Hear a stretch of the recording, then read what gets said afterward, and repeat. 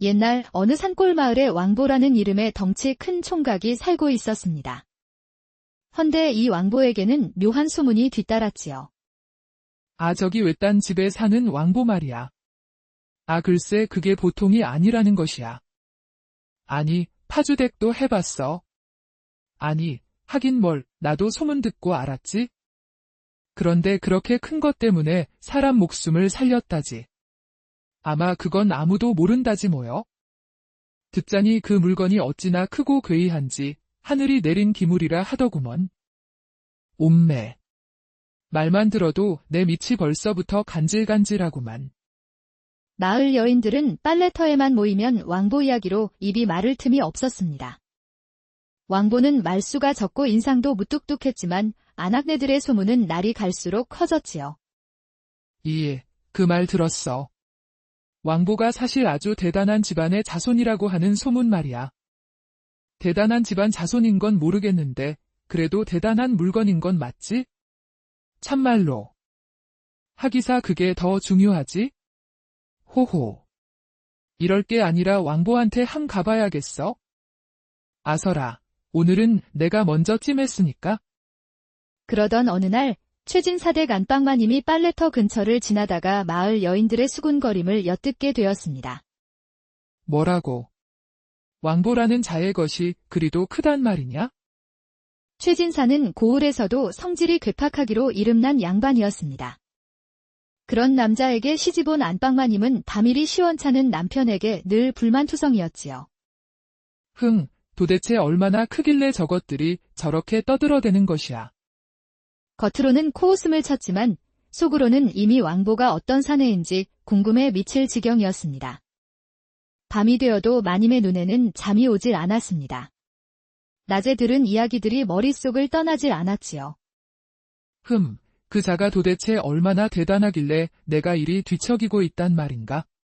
참나, 잠이라도 오게 어디 한번 봤으면 좋겠구먼. 아니, 내가 미쳤나. 그런 생각을 하다니. 망측한 생각을 하던 안방마님은 그만 얼굴이 벌개지고 말았습니다. 갑자기 부끄러움이 몰려온 탓에 이불 속에서 발만 동동 굴렀지요. 다음 날 아침 안방마님은 여종 얌전이를 불렀습니다. 찾으셨습니까요, 마님? 그래, 요새 덕팔이 아재가 알아누웠지 않느냐? 예, 어제도 배를 움켜쥐고는 끙끙 앓터이다요. 덕팔인 이제 틀렸고 일꾼이 필요하니 너는 오전 중으로 그 왕보라는 자를 데려오라. 마님, 그 자를 어찌하여? 이런 집안일엔 튼튼한 놈이 최고지. 알겠습니다요. 그럼 제가 가서 왕보에게 마님의 뜻을 전해보겠습니다요. 그날 오후 얌전이는 왕보를 데려왔습니다. 마님, 왕보를 데려왔습니다요. 그러자 안방마님이 부채를 들고 마루로 나왔습니다. 안녕하십니까, 마님.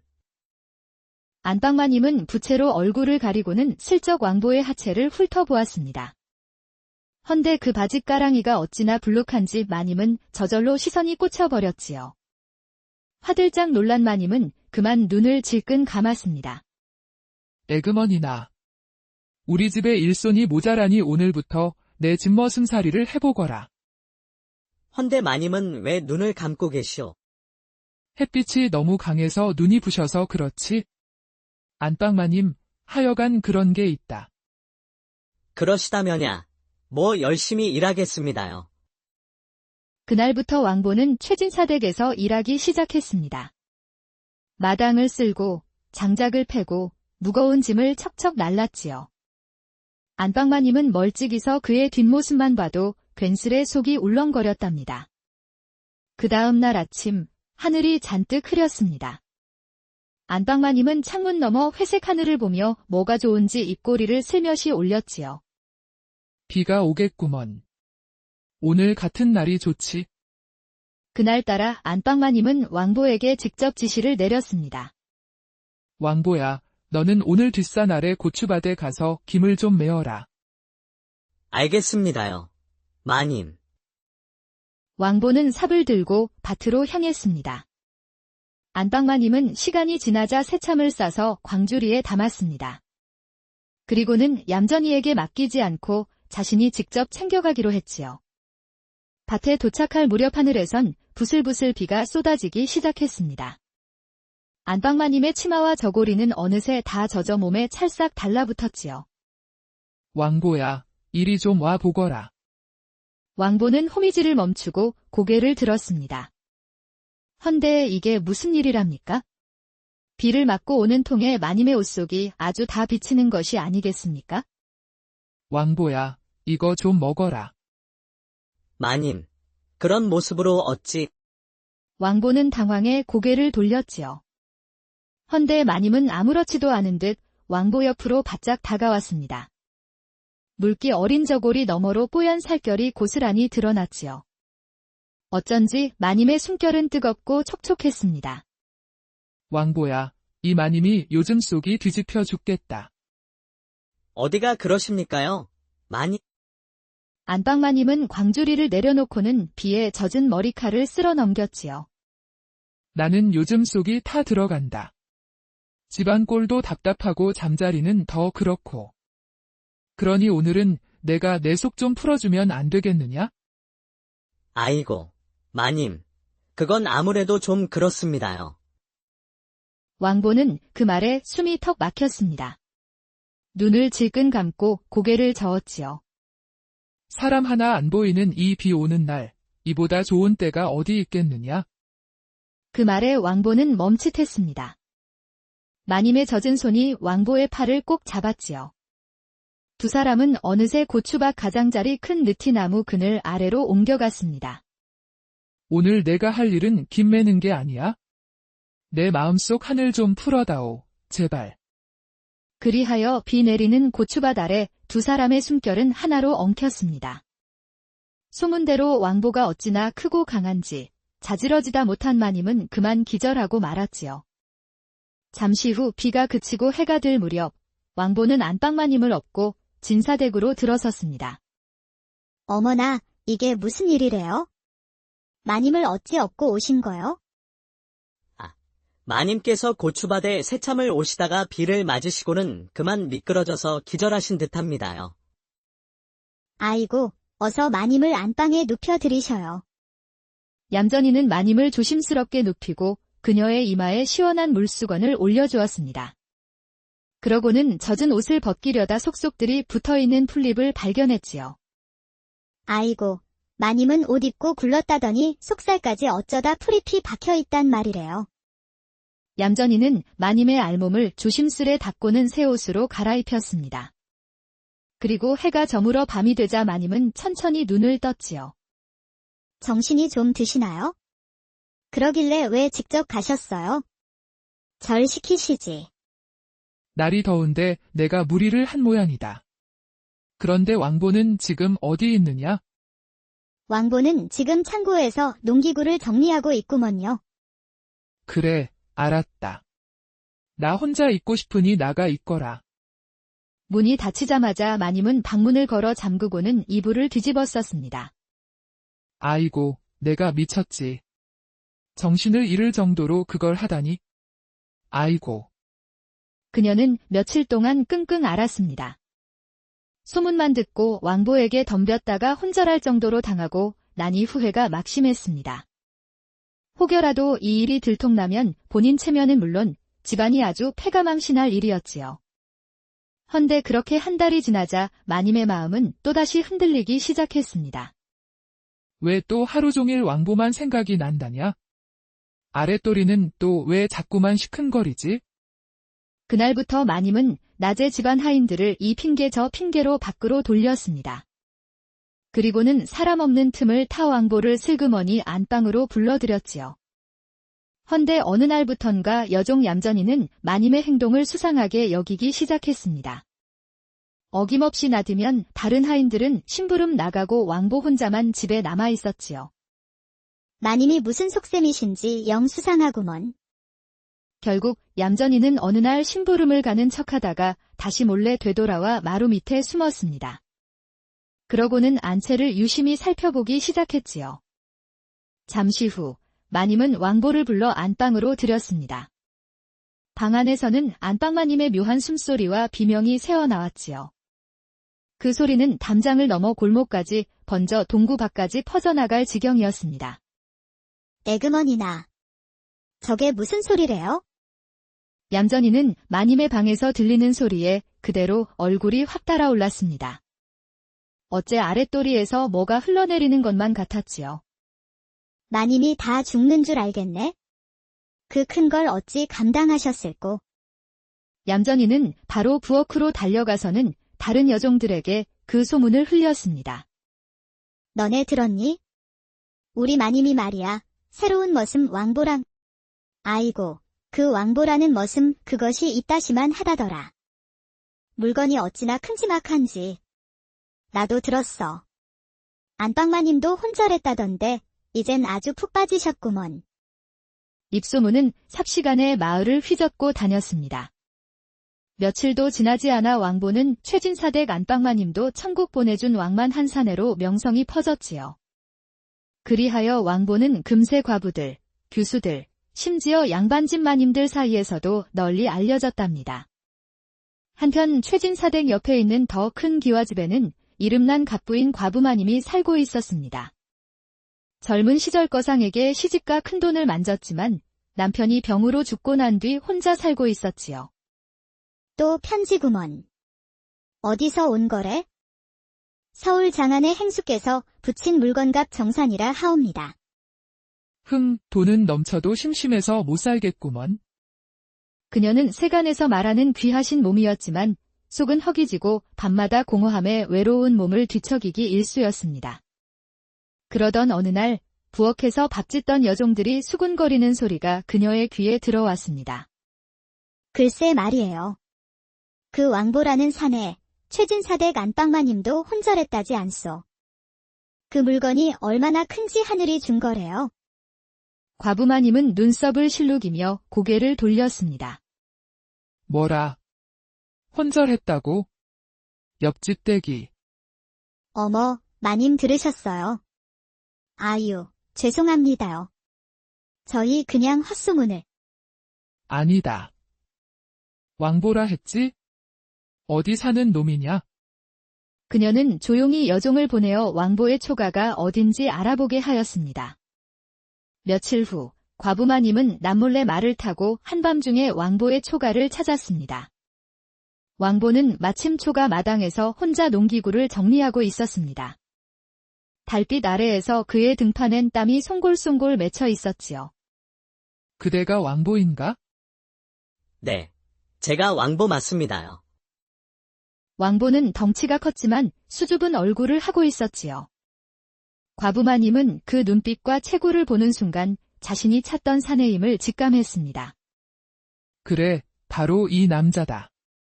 내가 기다린 진짜 사내. 과부마님은 아무 말도 하지 않고 왕보의 손을 단숨에 끌어당겼습니다. 그리고는 초가 안으로 왕보를 밀어넣었지요. 그날 밤 과부마님은 뼛속까지 울리는 체험을 하였습니다. 그래, 이거였어. 이제야 내가 살 것 같구먼. 그 후로 과부마님은 수시로 왕보의 집을 찾았습니다. 밤마다 그 집에서 울려 퍼지는 소리에 마을 개들도 울음을 멈췄다지요. 한편 최진사댁 안방마님은 요즘 밤이면 마음이 들썩들썩했습니다. 그런데 어느 날 수상한 소문이 귀에 들어왔지요. 마님, 드릴 말씀이 있습니다요. 아 글쎄 옆집 과부마님이 말입니다요. 뭐가 또 어찌 됐다는 게냐? 밤마다 왕본의 초가를 들락거린다 하옵니다요. 그 말을 들은 마님의 눈이 번쩍 뜨였습니다. 뭐야? 그 과부가 감히 내 것인 왕보를 넘봐? 질투가 끓어오른 마님은 이내 외출채비를 했습니다. 이거 안 되겠구나. 오늘 밤 내가 직접 가봐야겠다. 왕보는 초가 안에서 집을 정리하다 문을 열었습니다. 어이쿠, 마님이 이 밤중에 어인 일로. 왕보야, 말이 필요 없다. 당장 방으로 들어가자꾸나. 마님은 다짜고짜 왕보를 끌고 방으로 들어갔습니다. 잠시 후 방 안에서는 그 익숙한 소리가 마님의 들숨과 날숨이 뒤엉킨 비명이 초가 지붕을 흔들며 퍼져나왔습니다. 왕보야, 넌 나랑만 지내거라. 옆집, 그 앙큼한 것은 절대로 방에 들여선 안 되느니라. 내 말 똑똑히 알아들었느냐? 그런데 그때였습니다. 초가 대문을 밀치고 한 여인이 성큼 들어왔습니다. 이게 뭐 하는 꼴이여? 이 밤중에 방문이 벌컥 열리자 깜짝 놀란 안방마님은 황급히 치마폭으로 가슴을 가렸습니다. 아니, 너는 누구냐? 그건 내가 물을 소리다. 대체 너는 누구길래 이 집에서 그리도 날뛰는 게냐? 과부마님은 다짜고짜 안방마님의 머리채를 낚아챘고 두 여인의 피 튀기는 싸움이 시작되었습니다. 감히 내가 누군 줄 알고. 내가 아무리 양반댁 마님이어도 이 사내는 내 남자야. 왕보는 허둥지둥 말렸지만 방안은 이미 머리끄덩이 잡고 구르다 못해 와장창 부서져 아주 난장판이 되었습니다. 아이고, 두 분 다 진정들 하시죠. 결국 싸움 소리에 마을 사람들이 몰려들었습니다. 담장 밖에선 한숨과 수군거림이 끊이지 않았지요. 아니, 저 여자는 그 부잣집 과부마님 아니요. 그리고 저쪽 여인은 최진사댁 안방마님이시잖소. 결국 마을 어르신 중 한 명이 관아에 이 사실을 고발하고 말았습니다. 얼마 지나지 않아 관졸들이 몽둥이를 들고 초가로 들이닥쳤습니다. 누구냐? 이 밤중에 난리 피운 여인네들은 문을 연 관졸들은 옷도 입지 않은 채로 싸우는 두 여인을 보고 기겁했지요. 관졸들은 초가에 들이닥쳤다가 방 안에서 나오는 사람을 보고 깜짝 놀랐습니다. 아니, 최진사댁 마님이십니까요? 쉬. 소문나면 집안이 풍비박산이다. 당장 조용히 물러나거라. 마님. 알겠습니다. 안방마님은 부끄러움에 고개도 못 들고 황급히 집으로 돌아갔습니다. 허나 그 일은 반나절도 안 되어 마을에 쫙 퍼졌지요. 소문은 결국 최진사 귀에까지 닿았습니다. 뭐라고? 그 천한 놈이 내 부인까지. 분을 참지 못한 최진사는 이불을 걷어찼습니다. 그러던 중 하인이 또 다른 소식을 전했습니다. 나으리, 옆집 과부마님도 그놈을 자주 찾는다 합니다. 뭐? 부잣집 과부까지? 과거 수작을 부리다가 퇴짜를 맞은 옆집 과부마님까지 얽혔다는 소식에 최진사는 이를 갈았습니다. 이놈이 내 여인들을 모조리 농락하는구나. 헌데 부인까지 엮였으니 관아에 고발할 수도 없는 일이지. 최진사는 밤새 끙끙 앓다가 결국 드러눕고 말았지요. 자리에 누운 최진사는 이를 악물고 중얼댔습니다. 안 되겠어. 내가 직접 손 써서 이 천하의 잡것을 한 번에 응징해주마. 한편 기생집인 청풍로에서는 은밀한 잔치가 벌어졌습니다. 안방마님의 과부마님, 거기다 미색을 자랑하는 청풍로의 1등 기생 춘매까지 모였지요. 전부 왕보를 보기 위해 모인 이들이었답니다. 청풍로의 주인 춘매가 먼저 나섰지요. 소문이 사실인지 오늘은 눈으로 확인해야겠어. 그래야 밤잠을 잘 것 같소. 아이고, 그만 좀 달라붙으시오. 이름 높은 기생춘매가 이 무슨 짓이야. 사내를 많이 봤지만 마음에 드는 자가 없었소. 모처럼 청풍루를 통째로 빌려주었으니 나도 그 값을 받아야 하지 않겠소? 왕보는 마지못해 자리에 나섰지만 여인들은 그를 에워싸고 손을 끌었습니다. 다들 왕보를 먼저 차지하려고 난리도 아니었지요. 그 시각 최진사에게는 왕보의 소문이 연일 올라오고 있었습니다. 내 부인도 모자라 과부까지 탐하다니. 거기다 이 마을 최고의 미인인 청풍로의 춘매까지 홀랑 넘어가. 이놈이 사람인가 짐승인가. 우라통이 터진 최진사는 마침내 관아에 고발장을 올리게 했습니다. 당장 이놈을 고발해야겠다. 내 채통에 걸린 일이니 하나도 빠짐없이 써 올릴 것이야. 최진사의 고발장을 접수한 관졸들이 순식간에 청풍루로 들이닥쳤지요. 그리하여 왕보는 관아로 끌려갔습니다. 왕보는 무릎 꿇고 벌벌 떨며 최진사의 앞에 섰지요. 내 놈이 왕보냐? 감히 어르신 댁 안방까지 넘보다니. 저는 억울합니다요. 그저 부인네들 부탁을 거절 못했을 뿐. 최진사의 얼굴이 뻘개지며 소리를 질렀습니다. 사또 나리. 이놈은 짐승이요. 당장 곤장 100대로 벌을 주어야 합니다. 헌데 그때였습니다. 관청 문을 박차고 한 선비가 들어섰지요. 잘 차려입은 선비는 도포자락을 나부끼며 외쳤습니다. 잠깐이요. 이 자를 때리면 크게 경을 칠 것이요. 모두가 놀라서 쳐다보았지요. 그는 한양에서 온 선비라며 자신을 영의정의 신복이라 밝혔습니다. 이 사내는 20년 전 실종된 영의정 댁의 친자입니다. 전란 중 실종되어 수소문하던 중 몸에 남은 흉터와 사연으로 혈통을 확인했지요. 뭐라? 영의정 자제란 말이냐? 선비는 왕보가 태어날 무렵 쓰였던 비단 속옷과 갓, 그리고 몰래 남긴 가문의 인장을 내보였습니다. 곁에 있던 안방마님이 말했지요. 뭐야? 우리 왕보가 도련님이었어? 그러니까 왕보는 양반 중에서도 양반이란 말이잖아요. 어머나, 영의정 가문에 저런 걸물이 있었다니. 최진사는 입술을 떨며 털썩 주저앉았습니다. 하필 왕보, 이것이 조정 실세 중의 실세 영의정 대감의 핏줄이었다니 말입니다. 최진사는 말을 잇지 못했습니다. 그 자리에 있던 이들도 숨을 삼킨 채 침묵했지요. 왕보는 본디 영의정 대감의 서자이옵니다. 왕보의 생모 되시는 분은 사실 안방마님이 아니라 대감댁의 첩실이셨지요. 그런데 그분은 어느 날 호련히 자취를 감추셨고 이후 아이와 함께 사라지셨습니다. 아마도 왕보를 벼슬아치가 아닌 평범한 백성으로 키우고자 하신 듯합니다. 그 말을 들은 사람들은 일제히 눈을 크게 떴습니다. 왕보가 태중에 있을 때 어느 고승이 대감댁을 지나시다 말씀하셨다 합니다. 이 아이는 청기의 일부를 지닌 자니 덩치는 장대하고 하체의 기운은 여인 셋을 감당할 것이다. 그 예언을 들은 안방마님은 기이하게 여겼고 이후 그 말은 잊혔지요. 허나 이제야 알겠소? 그 아이가 바로 왕보였던 것이요.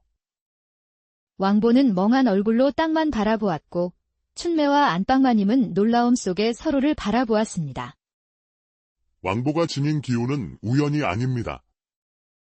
그 덩치며 그 물건이며 모두 예언과 꼭 맞습니다. 그러니 지금까지 그가 여인들을 기쁘게 해줬다 한들 그건 전부 하늘의 뜻을 따른 일이었다 이 말이요. 허나 최진사는 여전히 얼굴이 불그락푸르락했습니다. 그걸 지금 말이라고 하시오. 왕보 저것이 일으킨 사단을 다 어쩔 것이오. 그때 문 밖에서 급히 달려온 하인이 사또에게 전패를 내밀었습니다. 사또. 관찰사 대감께서 정가를 보내셨습니다. 전패를 펼친 사또는 다시 최진사에게 보였지요. 글에는 이렇게 쓰여 있었습니다. 왕보를 해하지 말고 조용히 풀어줄 것.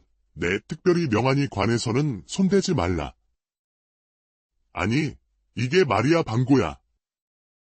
최진사는 그 자리에서 부들부들 떨다가 분에 못 이겨 그만 뒤로 넘어가고 말았습니다.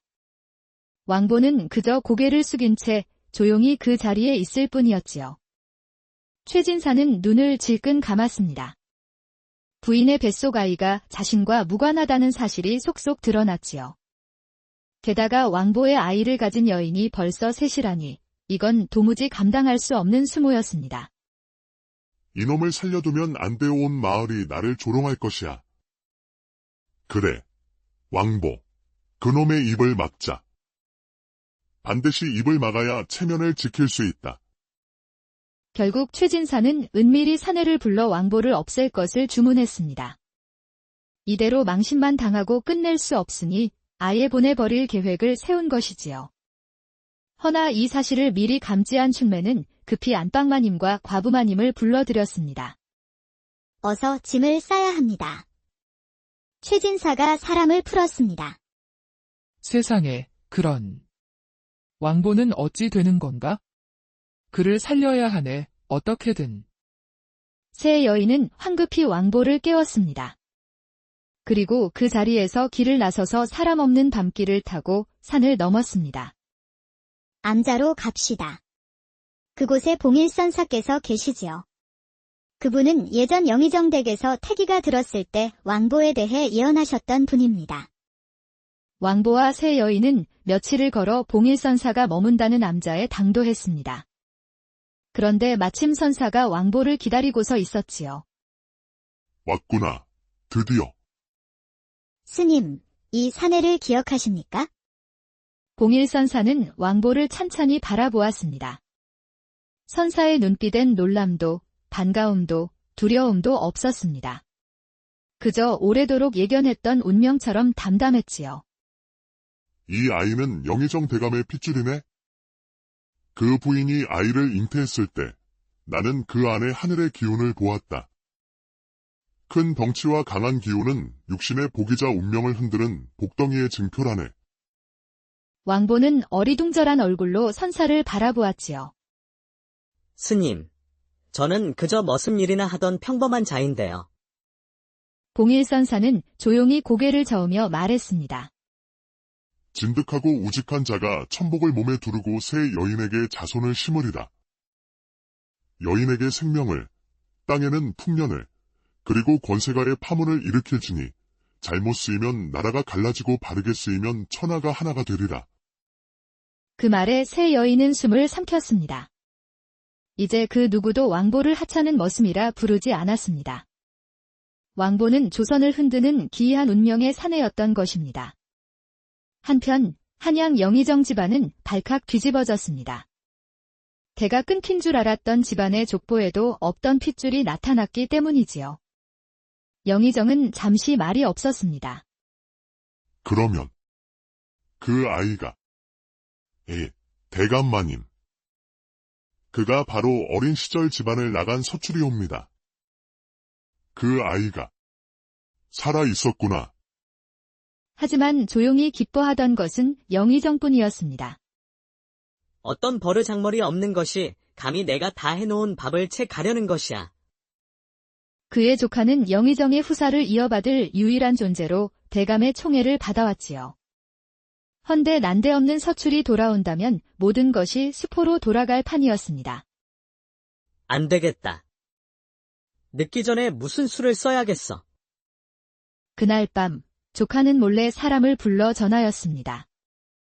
그놈이 지금 지리산이라 했느냐? 예, 봉일선사라는 노승의 은신처라 들었습니다. 좋다. 당장 거기로 가거라. 산중이라도 찾아가 반드시 입을 막아야 한다. 명 받들겠습니다.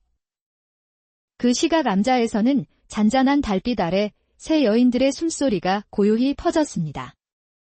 봉일선사는 어느 때처럼 나무 아래 앉아 눈을 감고 있었습니다. 왕보가 조심스레 다가가 인사를 올렸지요. 선사님, 제게 아이가 셋이나 생겼습니다. 그리 되었느냐? 선사님 말씀처럼 제 몸에서 꽃이 피고 여인들도 건강해졌습니다. 이게 대체 무슨 조화인지요? 노승은 조용히 차 한 잔을 따르더니 잔을 건넸습니다. 부처님 뜻을 내가 다 헤아릴 수는 없느니라. 다만 분명한 것은 자네 안에 부처님의 큰 뜻이 깃들어 있다는 것이지. 그것이 복인지 화인지는 왕보시주가 정할 일이네? 그 말에 왕보는 말없이 고개를 숙였습니다. 그날 밤 안개가 자욱한 골짜기로 수상한 인형 하나가 다가오고 있었습니다. 바로 영의정 조카가 보낸 자객의 신복이었지요. 왕보는 아이들과 여인들을 뒤로 숨긴 채 손에 굵은 나뭇가지를 쥐고 맞섰습니다. 우릴 해치려 왔다면 그냥 보내진 않을 것이오. 그 마음 가상하여. 하지만 저는 죽이러 온 것이 아닙니다. 뜻밖의 말에 왕보는 어리둥절했습니다. 신복은 망설이더니 품속에서 서찰 하나를 꺼내어 내밀었지요. 왕도련님, 저는 조카님의 말을 듣고 여기에 온 것이 아닙니다. 저는 대감마님의 밀명을 받고 왔습니다. 왕보는 서찰을 펼쳐 보았습니다. 그 안엔 영의정의 친필과 도장이 또렷이 찍혀 있었습니다. 조카님이 흉심을 품고 자객을 풀자 대감마님께서 저를 따로 보내신 것이옵니다. 이제는 도련님을 정식으로 모셔가 영의정 가문의 후계자로 세우시려 하십니다. 왕보는 말문이 막혔습니다. 태어나서 처음 듣는 도련님이라는 말이 가슴을 치고 들어왔습니다. 며칠 뒤 왕보와 여인들이 한양으로 돌아오자 영의정은 문 앞까지 나와 무릎 꿇고 맞이했습니다. 아버님이라 불러도 되겠습니까? 어머니의 뜻도 그러하였을 것이니 뒤늦게나마 찾아뵌 내가 참으로 부끄럽구나. 그날로 조정에는 큰 파장이 일어났습니다.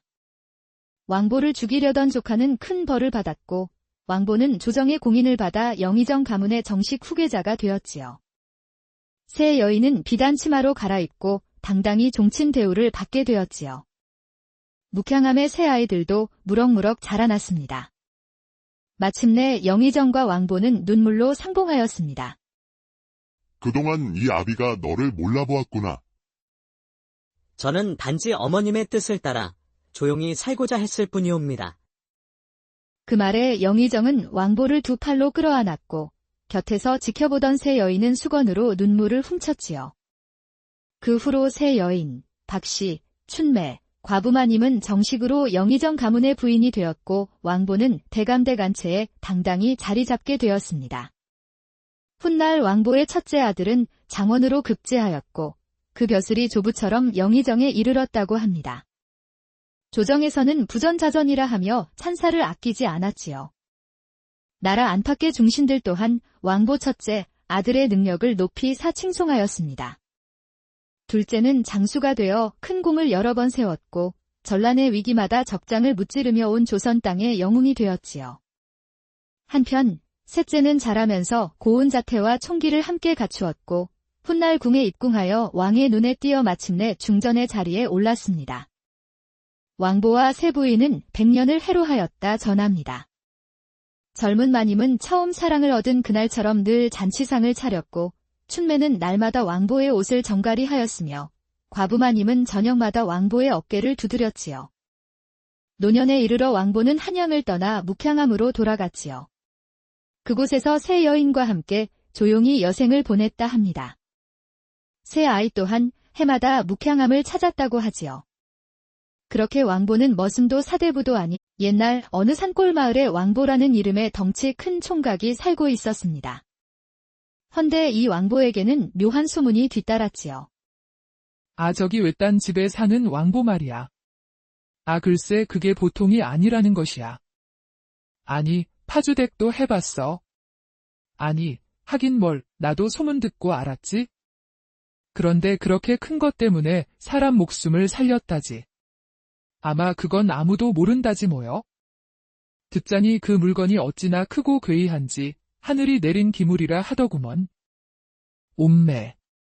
말만 들어도 내 밑이 벌써부터 간질간질하구만. 마을 여인들은 빨래터에만 모이면 왕보 이야기로 입이 마를 틈이 없었습니다.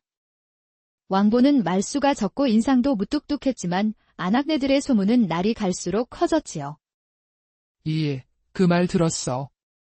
왕보가 사실 아주 대단한 집안의 자손이라고 하는 소문 말이야. 대단한 집안 자손인 건 모르겠는데 그래도 대단한 물건인 건 맞지? 참말로. 하기사 그게 더 중요하지? 호호. 이럴 게 아니라 왕보한테 한 가봐야겠어. 아서라, 오늘은 내가 먼저 찜했으니까. 그러던 어느 날 최진사댁 안방마님이 빨래터 근처를 지나다가 마을 여인들의 수군거림을 엿듣게 되었습니다. 뭐라고? 왕보라는 자의 것이 그리도 크단 말이냐? 최진사는 고을에서도 성질이 괴팍하기로 이름난 양반이었습니다. 그런 남자에게 시집온 안방마님은 담일이 시원찮은 남편에게 늘 불만투성이었지요. 도대체 얼마나 크길래 저것들이 저렇게 떠들어대는 것이야. 겉으로는 코웃음을 쳤지만 속으로는 이미 왕보가 어떤 사내인지 궁금해 미칠 지경이었습니다. 밤이 되어도 마님의 눈에는 잠이 오질 않았습니다. 낮에 들은 이야기들이 머릿속을 떠나질 않았지요. 그 자가 도대체 얼마나 대단하길래 내가 이리 뒤척이고 있단 말인가? 참나, 잠이라도 오게 어디 한번 봤으면 좋겠구먼. 아니, 내가 미쳤나. 그런 생각을 하다니. 망측한 생각을 하던 안방마님은 그만 얼굴이 벌개지고 말았습니다. 갑자기 부끄러움이 몰려온 탓에 이불 속에서 발만 동동 굴렀지요. 다음 날 아침, 안방마님은 여종 얌전이를 불렀습니다. 찾으셨습니까요, 마님? 그래, 요새 덕팔이 아재가 알아누웠지 않느냐? 예, 어제도 배를 움켜쥐고는 끙끙 앓터이다요. 덕팔인 이제 틀렸고 일꾼이 필요하니 너는 오전 중으로 그 왕보라는 자를 데려오라. 마님, 그 자를 어찌하여? 이런 집안일엔 튼튼한 놈이 최고지. 알겠습니다요. 그럼 제가 가서 왕보에게 마님의 뜻을 전해보겠습니다요. 그날 오후, 얌전이는 왕보를 데려왔습니다. 마님, 왕보를 데려왔습니다요. 그러자 안방마님이 부채를 들고 마루로 나왔습니다. 안녕하십니까, 마님. 안방마님은 부채로 얼굴을 가리고는 슬쩍 왕보의 하체를 훑어보았습니다. 헌데 그 바짓가랑이가 어찌나 불룩한지 마님은 저절로 시선이 꽂혀버렸지요. 화들짝 놀란 마님은 그만 눈을 질끈 감았습니다. 에그머니나. 우리 집에 일손이 모자라니 오늘부터 내 집머슴살이를 해보거라. 헌데 마님은 왜 눈을 감고 계시오? 햇빛이 너무 강해서 눈이 부셔서 그렇지. 안방마님, 하여간 그런 게 있다. 그러시다면야, 뭐 열심히 일하겠습니다요. 그날부터 왕보는 최진사댁에서 일하기 시작했습니다.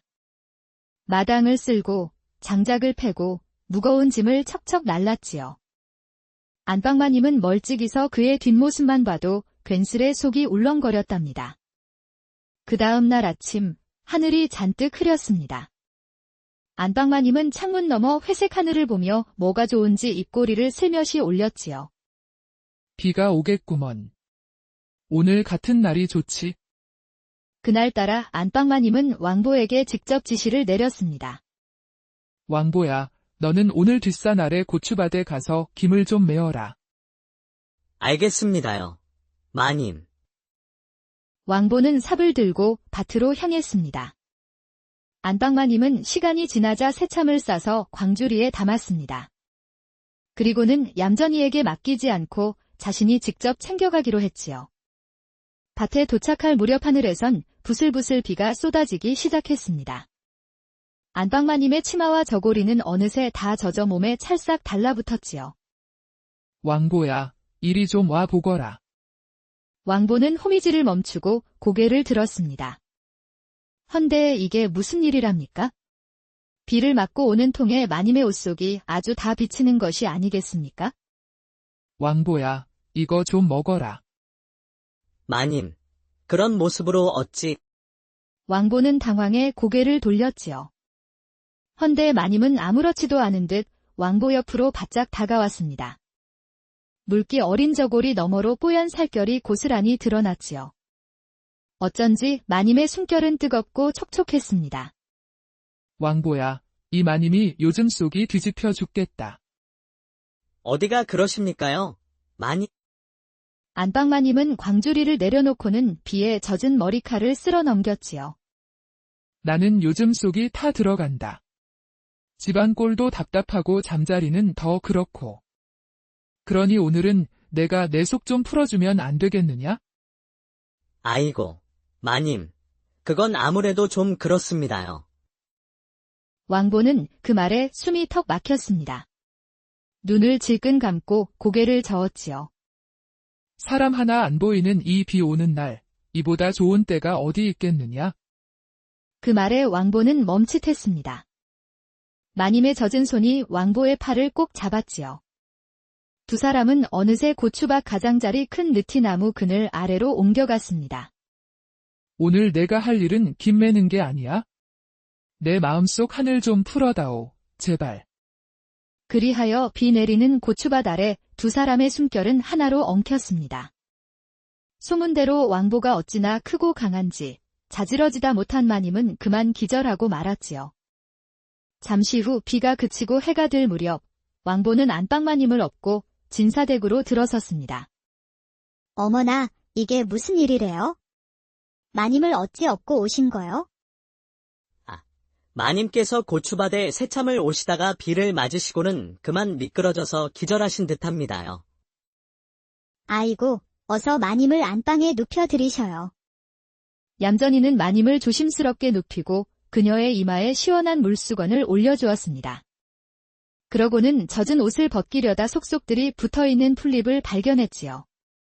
아이고, 마님은 옷 입고 굴렀다더니 속살까지 어쩌다 풀잎이 박혀있단 말이래요. 얌전이는 마님의 알몸을 조심스레 닦고는 새 옷으로 갈아입혔습니다. 그리고 해가 저물어 밤이 되자 마님은 천천히 눈을 떴지요. 정신이 좀 드시나요? 그러길래 왜 직접 가셨어요? 절 시키시지. 날이 더운데 내가 무리를 한 모양이다. 그런데 왕보는 지금 어디 있느냐? 왕보는 지금 창고에서 농기구를 정리하고 있구먼요. 그래, 알았다.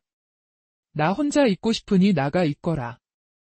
문이 닫히자마자 마님은 방문을 걸어 잠그고는 이불을 뒤집어 썼습니다. 아이고, 내가 미쳤지. 정신을 잃을 정도로 그걸 하다니. 아이고. 그녀는 며칠 동안 끙끙 앓았습니다. 소문만 듣고 왕보에게 덤볐다가 혼절할 정도로 당하고 나니 후회가 막심했습니다. 혹여라도 이 일이 들통나면 본인 체면은 물론 집안이 아주 패가망신할 일이었지요. 헌데 그렇게 한 달이 지나자 마님의 마음은 또다시 흔들리기 시작했습니다. 왜 또 하루 종일 왕보만 생각이 난다냐? 아랫도리는 또 왜 자꾸만 시큰거리지? 그날부터 마님은 낮에 집안 하인들을 이 핑계 저 핑계로 밖으로 돌렸습니다.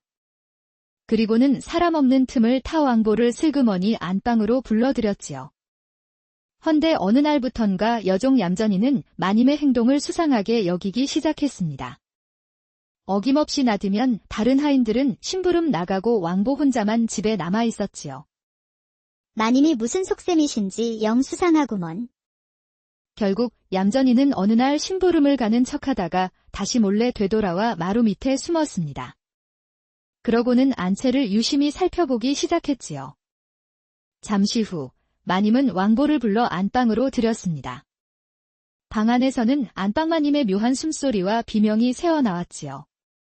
그 소리는 담장을 넘어 골목까지 번져 동구 밖까지 퍼져나갈 지경이었습니다. 에그머니나. 저게 무슨 소리래요?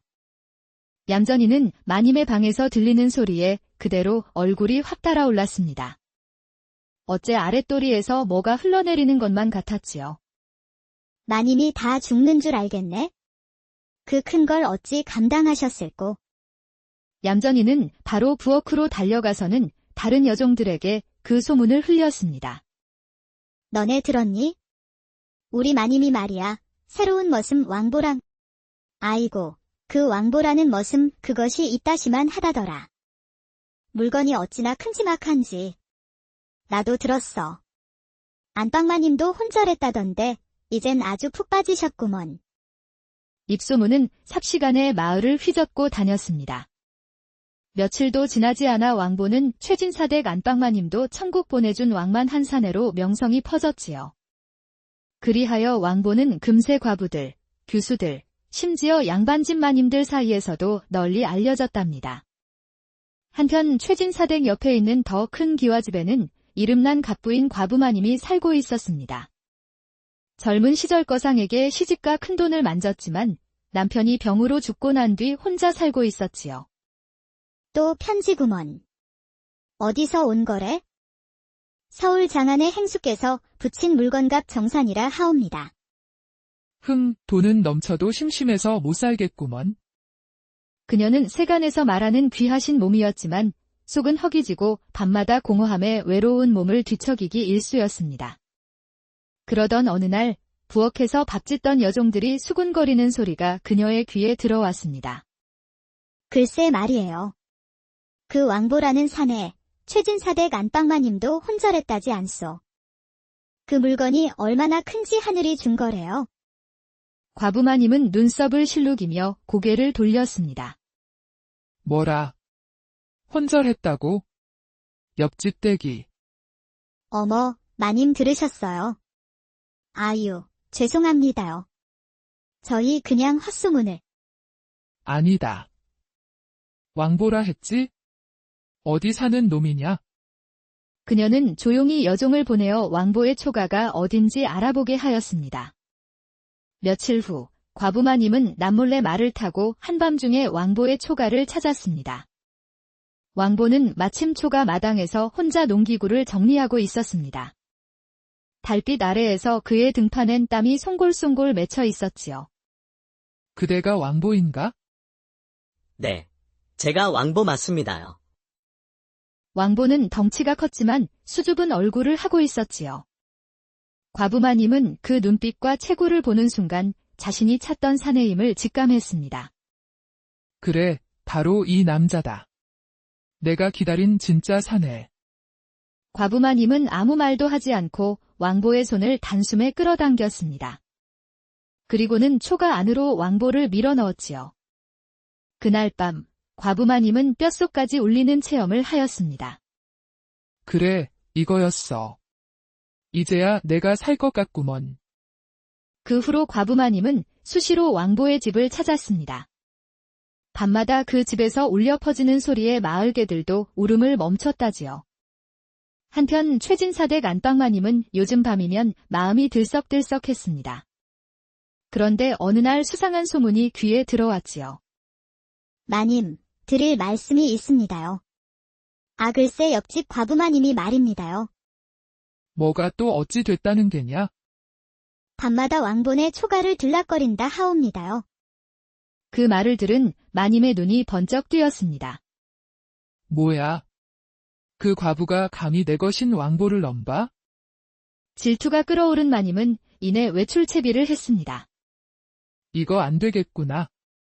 오늘 밤 내가 직접 가봐야겠다. 왕보는 초가 안에서 집을 정리하다 문을 열었습니다. 어이쿠. 마님이 이 밤중에 어인 일로.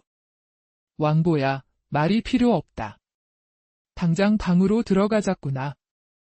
마님은 다짜고짜 왕보를 끌고 방으로 들어갔습니다. 잠시 후 방 안에서는 그 익숙한 소리가 마님의 들숨과 날숨이 뒤엉킨 비명이 초가 지붕을 흔들며 퍼져나왔습니다. 왕보야, 넌 나랑만 지내거라. 옆집, 그 앙큼한 것은 절대로 방에 들여선 안 되느니라. 내 말 똑똑히 알아들었느냐? 그런데 그때였습니다. 초가 대문을 밀치고 한 여인이 성큼 들어왔습니다. 이게 뭐 하는 꼴이여? 이 밤중에 방문이 벌컥 열리자 깜짝 놀란 안방마님은 황급히 치마폭으로 가슴을 가렸습니다. 아니, 너는 누구냐? 그건 내가 물을 소리다. 대체 너는 누구길래 이 집에서 그리도 날뛰는 게냐? 과부마님은 다짜고짜 안방마님의 머리채를 낚아챘고 두 여인의 피 튀기는 싸움이 시작되었습니다. 감히 내가 누군 줄 알고. 내가 아무리 양반댁 마님이어도 이 사내는 내 남자야. 왕보는 허둥지둥 말렸지만 방 안은 이미 머리끄덩이 잡고 구르다 못해 와장창 부서져 아주 난장판이 되었습니다. 아이고. 두 분 다 진정들 하시죠. 결국 싸움 소리에 마을 사람들이 몰려들었습니다. 담장 밖에선 한숨과 수군거림이 끊이지 않았지요. 아니, 저 여자는 그 부잣집 과부마님 아니요. 그리고 저쪽 여인은 최진사댁 안방마님이시잖소. 결국 마을 어르신 중 한 명이 관하에 이 사실을 고발하고 말았습니다. 얼마 지나지 않아 관졸들이 몽둥이를 들고 초가로 들이닥쳤습니다. 누구냐? 이 밤중에 난리 피운 여인네들은 문을 연 관졸들은 옷도 입지 않은 채로 싸우는 두 여인을 보고 기겁했지요. 관졸들은 초가에 들이닥쳤다가 방 안에서 나오는 사람을 보고 깜짝 놀랐습니다. 아니, 최진사댁 마님이십니까요? 쉬. 소문나면 집안이 풍비박산이다. 당장 조용히 물러나거라. 마님. 알겠습니다. 안방마님은 부끄러움에 고개도 못 들고 황급히 집으로 돌아갔습니다. 허나 그 일은 반나절도 안 되어 마을에 쫙 퍼졌지요. 소문은 결국 최진사 귀에까지 닿았습니다. 뭐라고? 그 천한 놈이 내 부인까지. 분을 참지 못한 최진사는 이불을 걷어찼습니다. 그러던 중 하인이 또 다른 소식을 전했습니다. 나으리, 옆집 과부마님도 그놈을 자주 찾는다 합니다. 뭐? 부잣집 과부까지? 과거 수작을 부리다가 퇴짜를 맞은 옆집 과부마님까지 얽혔다는 소식에 최진사는 이를 갈았습니다. 이놈이 내 여인들을 모조리 농락하는구나. 헌데 부인까지 엮였으니 관아에 고발할 수도 없는 일이지. 최진사는 밤새 끙끙 앓다가 결국 드러눕고 말았지요. 자리에 누운 최진사는 이를 악물고 중얼댔습니다. 안 되겠어. 내가 직접 손 써서 이 천하의 잡것을 한 번에 응징해주마. 한편 기생집인 청풍로에서는 은밀한 잔치가 벌어졌습니다. 안방마님의 과부마님, 거기다 미색을 자랑하는 청풍로의 1등 기생 춘매까지 모였지요. 전부 왕보를 보기 위해 모인 이들이었답니다. 청풍로의 주인 춘매가 먼저 나섰지요. 소문이 사실인지 오늘은 눈으로 확인해야겠어. 그래야 밤잠을 잘 것 같소. 아이고, 그만 좀 달라붙으시오. 이름 높은 기생춘매가 이 무슨 짓이야. 사내를 많이 봤지만 마음에 드는 자가 없었소. 모처럼 청풍루를 통째로 빌려주었으니 나도 그 값을 받아야 하지 않겠소? 왕보는 마지못해 자리에 나섰지만 여인들은 그를 에워싸고 손을 끌었습니다. 다들 왕보를 먼저 차지하려고 난리도 아니었지요. 그 시각 최진사에게는 왕보의 소문이 연일 올라오고 있었습니다. 흥! 내 부인도 모자라 과부까지 탐하다니. 거기다 이 마을 최고의 미인인 청풍로의 춘매까지 홀랑 넘어가. 이놈이 사람인가 짐승인가? 우라통이 터진 최진사는 마침내 관아에 고발장을 올리게 했습니다. 당장 이놈을 고발해야겠다. 내 채통에 걸린 일이니 하나도 빠짐없이 써 올릴 것이야. 최진사의 고발장을 접수한 관졸들이 순식간에 청풍루로 들이닥쳤지요. 그리하여 왕보는 관아로 끌려갔습니다. 왕보는 무릎 꿇고 벌벌 떨며 최진사의 앞에 섰지요. 내 놈이 왕보냐? 감히 어르신 댁 안방까지 넘보다니.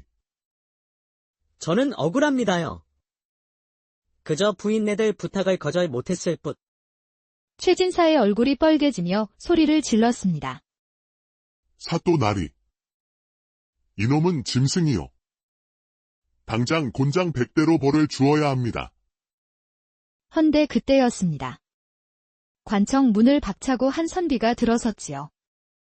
잘 차려입은 선비는 도포자락을 나부끼며 외쳤습니다. 잠깐이요. 이 자를 때리면 크게 경을 칠 것이요.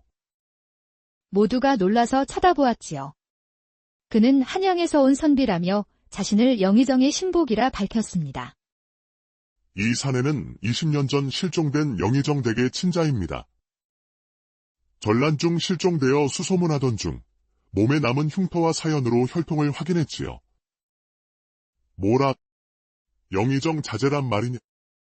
선비는 왕보가 태어날 무렵쓰였던 비단 속옷과 갓, 그리고 몰래 남긴 가문의 인장을 내보였습니다.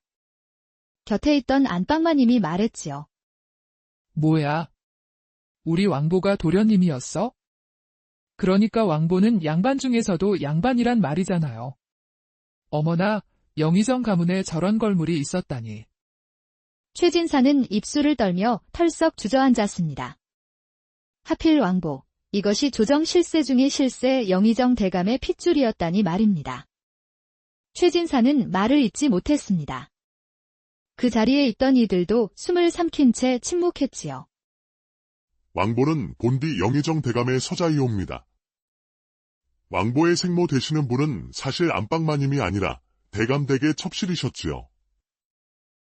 그런데 그분은 어느 날 호련히 자취를 감추셨고 이후 아이와 함께 사라지셨습니다. 아마도 왕보를 벼슬아치가 아닌 평범한 백성으로 키우고자 하신 듯합니다.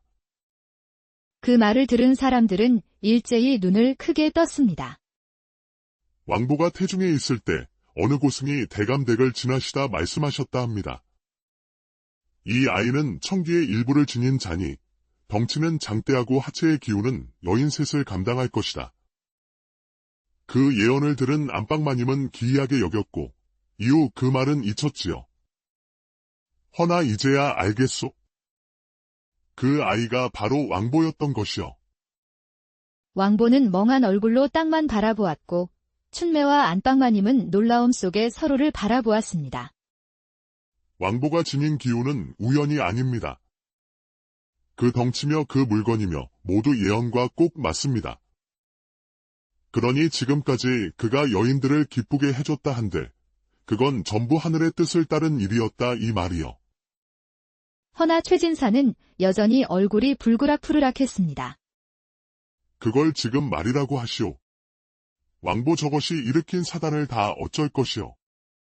그때 문 밖에서 급히 달려온 하인이 사또에게 전패를 내밀었습니다. 사또. 관찰사 대감께서 정가를 보내셨습니다.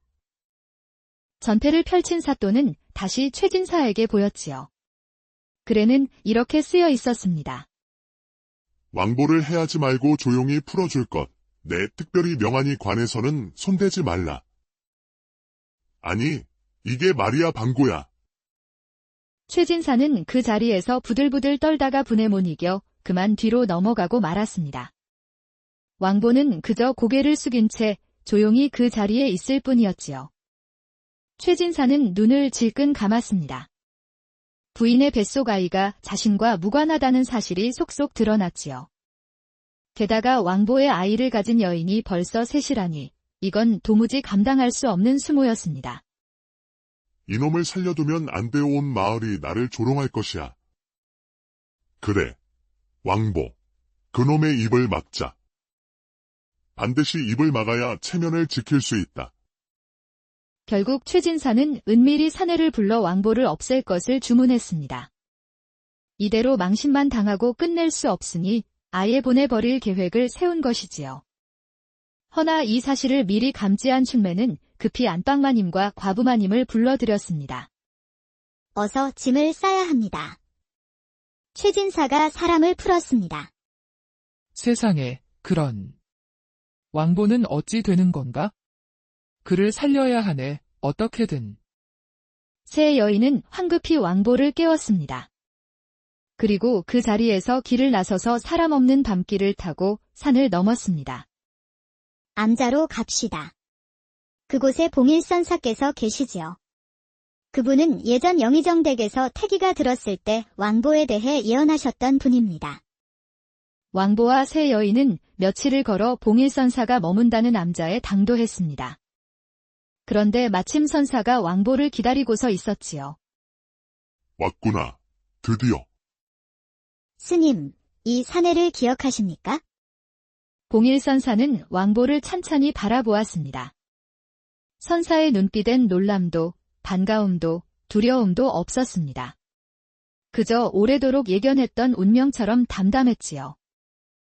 이 아이는 영의정 대감의 핏줄이네? 그 부인이 아이를 잉태했을 때 나는 그 안에 하늘의 기운을 보았다. 큰 덩치와 강한 기운은 육신의 복이자 운명을 흔드는 복덩이의 증표라네. 왕보는 어리둥절한 얼굴로 선사를 바라보았지요. 스님, 저는 그저 머슴일이나 하던 평범한 자인데요. 봉일선사는 조용히 고개를 저으며 말했습니다. 진득하고 우직한 자가 천복을 몸에 두르고 새 여인에게 자손을 심으리라. 여인에게 생명을, 땅에는 풍년을, 그리고 권세가의 파문을 일으킬지니 잘못 쓰이면 나라가 갈라지고 바르게 쓰이면 천하가 하나가 되리라. 그 말에 세 여인은 숨을 삼켰습니다. 이제 그 누구도 왕보를 하찮은 머슴이라 부르지 않았습니다. 왕보는 조선을 흔드는 기이한 운명의 사내였던 것입니다. 한편 한양 영의정 집안은 발칵 뒤집어졌습니다. 대가 끊긴 줄 알았던 집안의 족보에도 없던 핏줄이 나타났기 때문이지요. 영의정은 잠시 말이 없었습니다. 그러면 그 아이가 대감마님. 그가 바로 어린 시절 집안을 나간 서출이옵니다. 그 아이가 살아 있었구나. 하지만 조용히 기뻐하던 것은 영의정뿐이었습니다. 어떤